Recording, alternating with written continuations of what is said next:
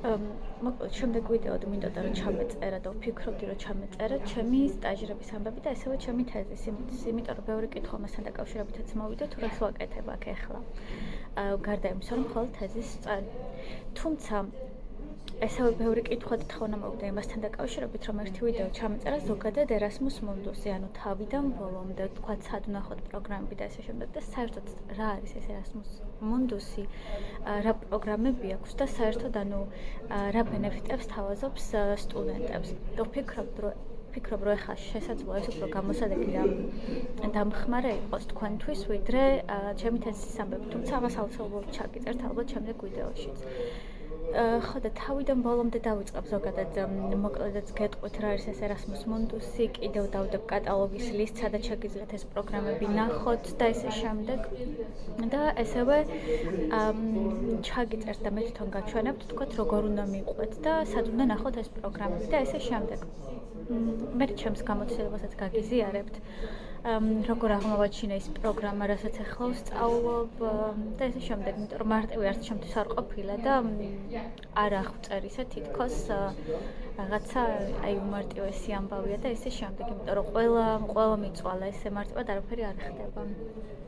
და ამიტომ თუ თქვათ მე არ მყავდა ისეთი ვიღაც, ვისაც ძალიან ბევრ კითხვას დავუსვამდი ამ Erasmus Mundus-თან დაკავშირებით და ესე ძალიან დამოყალიანებდა, იმედია რომ ეს ჩემი ვიდეო თქვენ ოდნავ მაინც დაგეხმარებათ, იმიტომ რომ ძალიან ბევრ დროს მოიგებთ და ვფიქრობ, რომ ძალიან მნიშვნელოვანია იმ ადამიანის ესე ვთქვათ ინსაიტები, ვინც უკვე არის პროგრამაზე, იმიტომ რომ ეს გამოცდილების გაზიარება ძალიან ბევრ დროსაც მოგაგებინებთ ნერვებსაც და ძალიან ბევრ თავის სიკვდილსაც აგარიდებთ. ხო და რო დავიწყო ახლა გეტყვით Erasmus Mundus-ზე ცოტას. ეს არის პროგრამების კატალოგი, რომელიც ევროკომისიის მიერაა დაფინანსებული ნებისმიერი ადამიანისთვის, რომელსაც უნდა მაგისტრატურის სწავლა ევროპის ქვეყნებში. ესე ვთქვათ, აქვს კატალოგი, სადაც მრავალი პროგრამა არის თითოეულ კატალოგში და ამ პროგრამების უმეტესობა დაფინანსებულია. თუმცა ისიც გათვალისწინებულია, რომ ყველა დაფინანსებული მთლიანად არა, ანუ შესაძლოა პროგრამამ სწავლა დაგიფინანსოთ, თუმცა არ დაგიფინანსოთ ცხოვრების ხარჯები. ზოგჯერ ისეთი შემთხვევები, როცა ყველაფერს გიფინანსებთ პროგრამები, განსაკუთრებით ახალი პროგრამები, იმიტომ რომ როცა პროგრამა ვთქვათ ამ გრანტს იღებს, პირველი 7 წლის განმავლობაში აუცილებლად ფინანსდება ყველაფერი, თუმცა 7 წლის მერე უკვე შესაძლოა ან ვთქვათ ცხოვრების ხარჯების დაფინანსება შეწყვიტონ, ან საერთოდ დაუფინანსებელი იყოს და ყველაფრის გადახდა თქვენ მოგიწიოთ. ამიტომ არის ესეთი პროგრამები და პირველ რიგში აი როცა გადავალთ მე ამ ლინკზეც და თქვენც რომ გადახვალთ რომ დავლინკავ, პირველ რიგში ეგ უნდა შეამოწმოთ Host University-ის ვებსაიტზე, ან უბრალოდ ლინკს გადაყევით და იქაც ეწერება ხოლმე წესით, ან კოორდინატორს უნდა დაუკავშირდეთ, ყველა პროგრამა განსხვავებულია. აი პირველ რიგში შეამოწმეთ სრულიად ფინანსდება თუ არა, იმიტომ რომ მე ძალიან შესაძლოა გულდაწყვეტილები დარჩეთ თუ პროგრამა ძალიან მოგეწონათ, უკვე დაიწყეთ მათთვის მომზადება და ესე შემდეგ, იმიტომ რომ ხო ანუ მომზადებაც არ არის მარტივი ძალიან დროში გაწელილი პროცესია და ბევრი ნერვებიც სჭირდება. ამიტომ სანამ დაიწყებთ ამ ყველაფერს და ძალიან დიდ ეფორტს ჩადებთ, პირველ რიგში იცოდეთ, ანუ გიღირთ თუ არა პროგრამაზე, თქვათ წასვლა ან შესაძლოა ზოგჯერ არ დააფინანსოთ ცხოვრების უფლება, თუმცა გქონდეს მუშაობის უფლება და თუ თქვათ თქვენი თავის იმედი გაქვთ, ან უბრალოდ სამსახურს ნახავთ, ან ძალიან მოინდომებთ, თუ ძალიან მოინდომებთ ყველგან ნახავთ სამსახურს, ეგ ეჭვი არ მეპარება მაგაში, იმიტომ რომ ძალიან ბევრი შემთხვევა ვიცი ამის. აი მაგ შემთხვევაში შეგიძლიათ გარისკოთ, უბრალოდ ეს წინასწარ უნდა იცოდეთ და თქვენ თავთან უნდა იყოთ შეთანხმებული, იმიტომ რომ ეგ ძალიან მნიშვნელოვანია. ხო და ეს პროგრამების კატალოგი ჩამონათვალი, თითოეული პროგრამა, ყველა პროგრამა გთავაზობთ სწავლას ევროპის წამყვან უნივერსიტეტებში, არა მხოლოდ ერთ უნივერსიტეტში ამ 2 წლის განმავლობაში, არამედ მინიმუმ 2-ში. ზოგი პროგრამა გთავაზობთ 3-ში სწავლას, ზოგი პროგრამა 4-ში.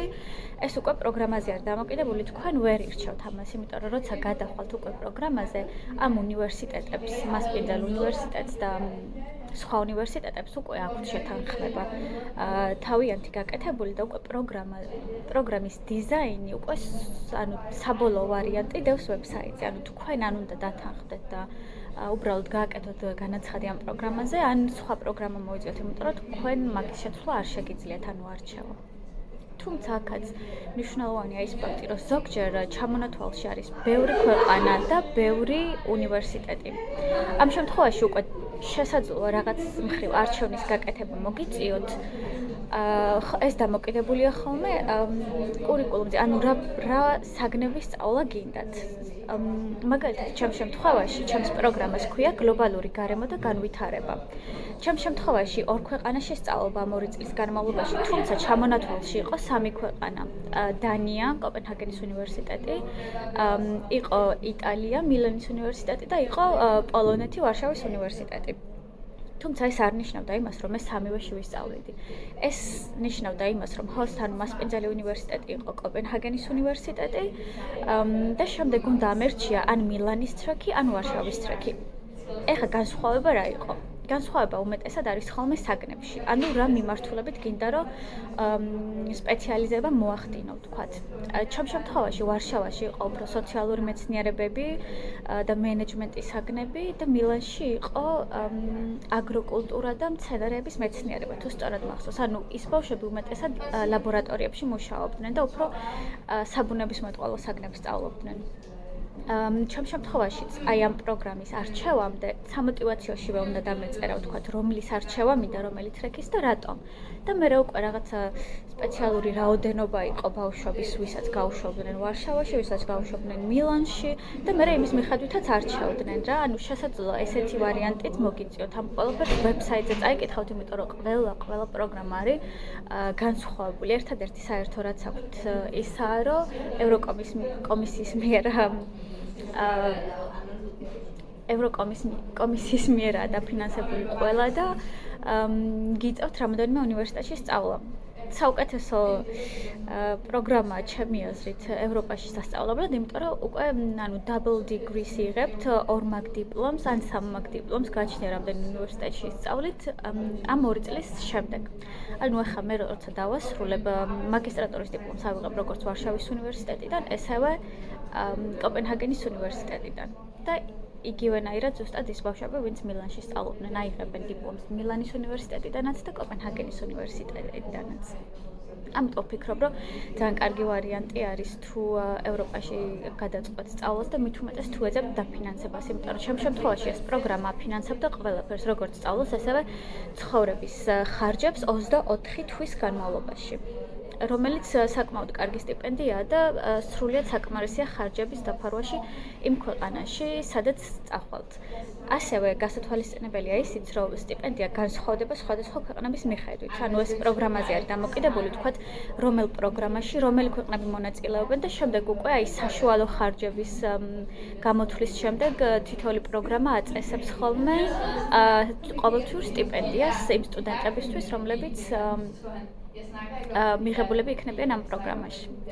ამიტომ ესეც შეგიძლიათ წინასწარ ნახოთ ვებსაიტზე, ან უბრალოდ კოორდინატორს მიწეროთ. ანუ მაგის არ შეგეშინდეთ, იმიტომ რომ ძალიან ბევრი მწერს ხოლმე და მეკითხება, რამდენად შესაძლოა კოორდინატორთან ბევრმა მიწერამ მოახდინოს ნეგატიური ეფექტი, ან შემდეგ უკვე არჩევის პროცესში და კოორდინატორები უმეტესად არ არიან ხოლმე ადამიანები, ვინც ამას არჩევენ. კომისიაში ანუ ყავთ სპეციალურად რამოდენიმე ადამიანი, ვინც თქვათ არჩევს და უმეტესად კოორდინატორები არ არიან ესენი. ან თუნდაც რომც იყვნენ არანაირი ნეგატიური ზეგავლენა, ამას არ მოყვება პირიქით, ანუ დაინტერესებული ხარ და აჩვენებ ამას ბევრჯერ, ეგ უფრო სიამოვნებთ, იმიტომ რომ იცია რომ დაინტერესებული ხარ, ნამდვილად გინდა რაღაც ლოგიკურ კითხვებს ვამ რელევანტურ პროგრამასთან დაკავშირებით, ეს პირიქით ჩემი აზრით არა ნეგატიურ, არამედ პოზიტიურ გავლენასაც ახდენს მათზე. და შესაძლოა თქვენი სახელი დაიმახსოვრონ კიდეც.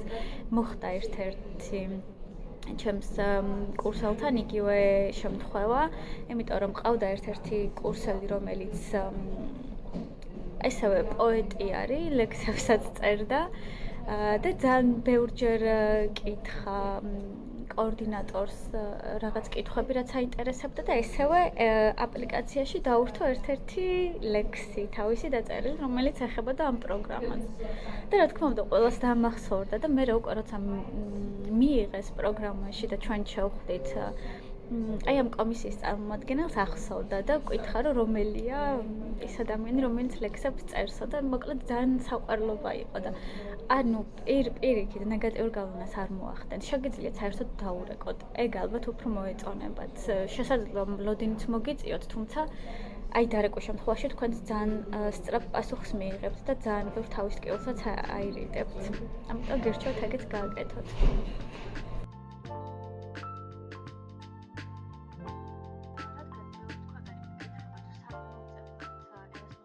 პროგრამებით სად ნახოთ ზოგადად კატალოგი ან ყველა ეს ინფორმაცია, რაც აპლიკაციის შევსების პროცესში დაგჭირდება. ამიტომ ვიფიქრე, უფრო დაგეხმარებათ თუ ვიზუალურად გაჩვენებთ, რა keyword-ები ჩავწეროთ Google-ში და როგორ მოვიძიოთ და ესე შემდეგ, როგორ გადავიდეთ თითოეული პროგრამის ვებსაიტზე. პირველ რიგში, რაც უნდა ჩავწეროთ საძიებო სისტემაში, ეს არის Erasmus Mundus კატალოგ.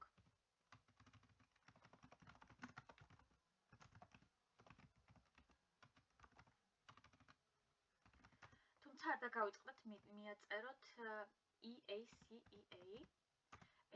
იმიტომ რომ სხვა შემთხვევაში ძალიან ბევრ ლინკს ამოგიგდებთ, რომლებიდანაც ცოტათი რთული არის არჩევა სწორი ვებსაიტის. ამიტომ ესე თუ ჩაწერთ პირველივე ლინკს შეგიძლიათ გადაყვეთ და უკვე სწორ ვებ პეიჯზე გადაგიყვანთ.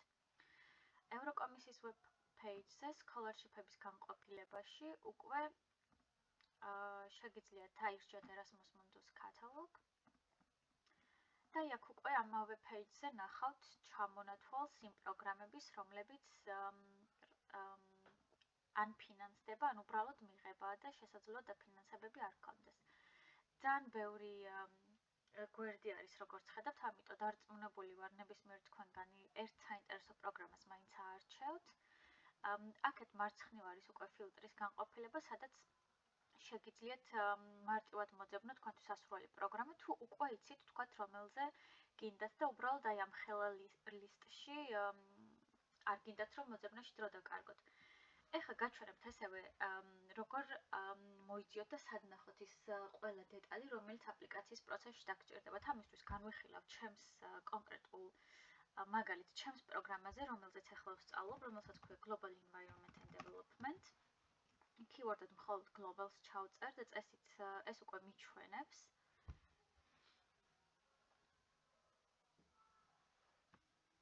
სწორ პროგრამას.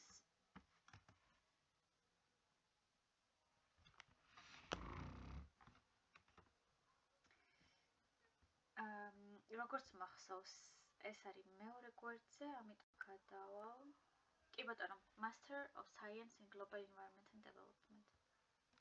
ამ შემთხვევაში, როცა უკვე პროგრამას მოძებნით, გადადით ლინკზე, რომელიც პროგრამის დასახელების ქვემოთ არის მითითებული. ამ შემთხვევაში გადავყვები აი ამ ლინკს და აი ამ პეიჯზე უკვე ყველა ინფორმაცია იქნება დატანილი, რაც ზოგადად პროგრამასთან დაკავშირებით დაგჭირდებათ. ანუ ყოველ შემთხვევაში იმის მისახვედრად მაინც თქვენთვისაა თუ არა ეს პროგრამა.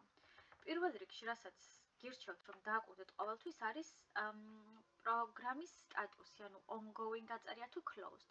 იმიტომ რომ მხოლოდ იმ შემთხვევაში გირჩევთ და ზოგადად შეგიძლიათ განაცხადებს გაკეთება თუ ongoing აწერია. სხვა შემთხვევაში უბრალოდ პროგრამა არ იღებს აპლიკანტებს.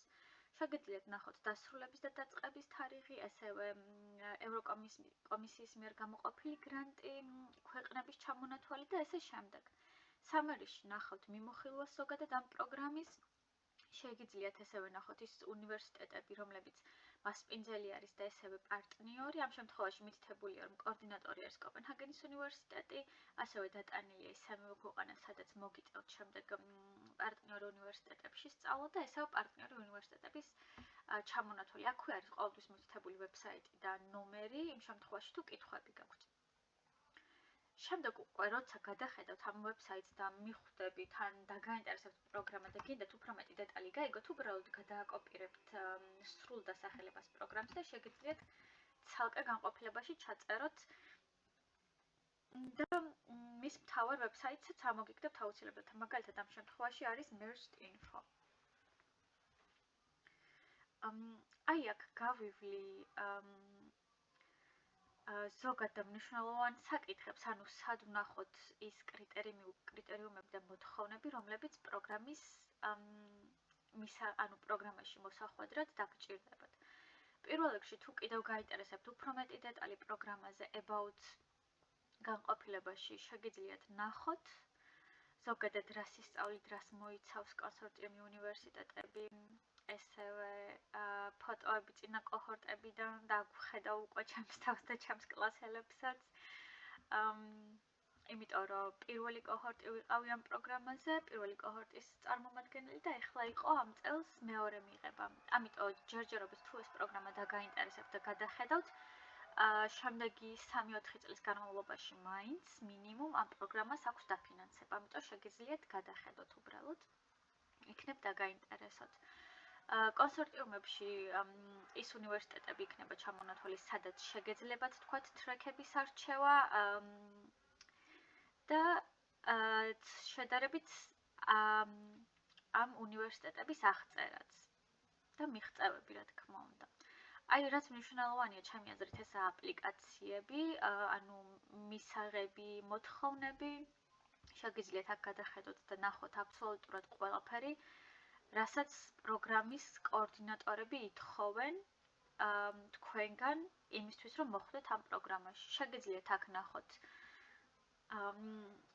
ის მოთხოვნები, რაც ბაკალავრზე გჭირდებათ, ანუ ბაკალავრის დიპლომებს ითხოვენ და ესე შემდეგ. შეგიძლიათ ესევე ნახოთ, რომელ საგანში მინიმუმ რამდენი კრედიტი უნდა გქონდეთ, რომ მიგიღონ, ესევე სხვა აპლიკაციები, language requirement არის ძალიან მნიშვნელოვანი კიდევ, იმიტომ რომ ყველა პროგრამა განსხვავებულ აკადემიურ ინგლისურს იღებს, თუმცა უმეტესობა იღებს IELTS, TOEFL-ს და Cambridge-ს და როგორც მახსოვს, ეს პროგრამაც ამ სამს იღებს და აუცილებლად შეამოწმეთ ხოლმე თვითონ ინგლისურის ტესტში არა მხოლოდ overall-ი, არამედ თითოეულ განყოფილებაში მინიმუმ რამდენი ქულა გჭირდებათ. კი, აი IELTS-ი, TOEFL-ი და Cambridge-ი. თუ ისიც გაინტერესებთ მინიმუმ რას ქორი გჭირდებათ, ანუ ქულა თითოეულში. აი აქაც აუცილებლად ნახავთ IELTS-ში მინიმუმ 6.5 overall-ში, TOEFL-ში 83 და Cambridge Advanced-ში C1 ან C2. ისიც გახსოვდეთ, რომ თითოეულ IELTS და TOEFL-ის ვადა არის 2 წელი, ანუ 2 წლის შემდეგ არ შეგიძლიათ უკვე ამ ტესტის შედეგების გამოყენება, ამიტომ როცა უკვე აირჩევთ პროგრამას, დაიწყებთ მომზადებას და გადაწყვეტთ წასვლას, იმ შემთხვევაში გირჩევთ ჩააბაროთ, სხვა შემთხვევაში შესაძლოა უბრალოდ 2 წელი გავიდეს, არ გამოიყაროთ და შემდეგ ხელახლა გქონდეთ ეს ტესტი ჩასაბარებელი. აქვე შეგიძლიათ ნახოთ დედლაინები და ესე შემდეგ. კიდევ ერთ-ერთი მნიშვნელოვანი განყოფილება, რომელსაც გირჩევთ აუცილებლად რომ შეამოწმოთ, ეს არის frequently asked questions, ანუ ხშირად დასმული კითხვები. აი აქ აუცილებლად ნახავთ ისეთ კითხვას, რომელიც თქვენს გაინტერესებთ და იმდენ დროს დაზოგავთ და ნერვებს, რომ ცხოვრებას უბრალოდ გაგიმარტივებთ. რამდენიმე გვერდია, არა მხოლოდ 3, არამედ მგონი 10 გვერდი არის, როგორც სწორად მახსოვს. და აუცილებლად არიან სტუდენტები, ვისაც იგივე კითხვები ქონდეთ, რაც თქვენ გაქვთ ახლა, ამიტომ გადახედეთ და ყველა კითხვა არის პასუხგაცემული.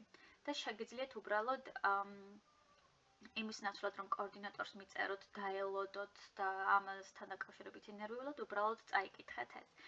ზუსტად იგივენაირად ნახავთ ინფორმაციას ყველა სხვა პროგრამაზე, რომელიც არის Erasmus Mundus-ის კატალოგში. და შეგიძლიათ უბრალოდ თუ მაინც ისეთი დეტალი გაინტერესებთ, რომელიც არ არის მითითებული ანუ ამ პროგრამის მთავარ ვებსაიტზე, იმ შემთხვევაში აუცილებლად გირჩევთ, რომ უბრალოდ დაურეკოთ კოორდინატორ უნივერსიტეტს მითითებულ ნომერზე, ან მიწეროთ მეილი და იმ შემთხვევაში თუ მალე არ გიპასუხებენ, უბრალოდ დაურეკეთ, ამით არაფერს არ კარგავთ, თქვენ იგებთ დროს. თუ კიდევ რამე გაინტერესებთ, შეგიძლიათ ნებისმიერ დროს მომწეროთ, ან უბრალოდ დამიკომენტაროთ აქვე კომენტარებში დადოთ თქვენი კითხვები და შემდეგ ვიდეოებში აუცილებლად გავცემ პასუხს. აბა შემდეგ კვირამდე და წარმატებებს გისურვებთ.